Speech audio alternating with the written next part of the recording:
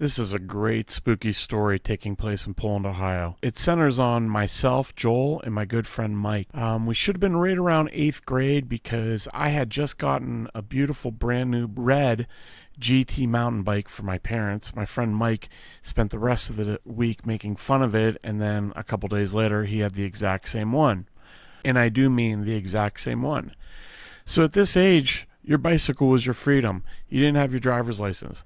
And what we like to do, is you could see highlighted on the map, was leave our neighborhoods, drive through Poland, and eventually we'd stop at the iconic Wittenauers, where we would get ourselves a Mr. Pibb, Doritos, and some Gatorade gum. Now this is where things took a turn for the worst. So we'd stay out too late, and it ended up getting pretty dark before we had to head home. And at this point, the only way to get home was to take a shortcut through Baird Mitchell Field and the scary, haunted graffiti bridge. Now we're in middle school at this point, and there's rumors all about the school about devil worshippers meeting at the night, scary kids doing some weird things at night, doing evil. And we lived in this neighborhood, and we played in this neighborhood at night, and we'd hear weird sounds like weird tribal drums and screams and horrifying things from Poland Woods. So it was definitely not a place we wanted to go at nighttime.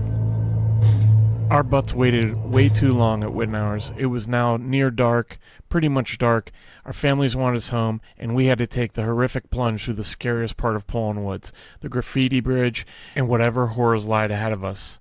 The funny thing is we could hear sounds as we were approaching the woods. I don't have a shot of what it looks like entering the woods, which is absolutely terrifying, but this is the shot you see when you're leaving the woods, very happy and knowing you're almost home. It's time to go home. We enter the woods, and as you start, you go down a big hill before you hit the graffiti bridge.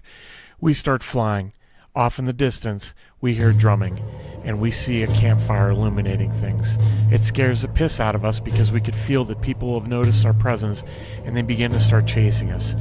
You'd never imagine you could go this fast on a bicycle, but we did.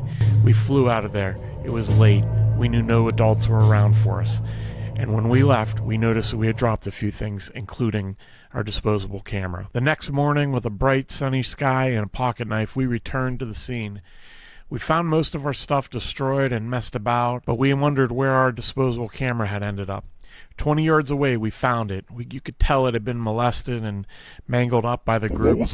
We never thought when we took it to the local photo store that we would see these photos. But these photos confirmed to us that we would never be going home this way through the woods again.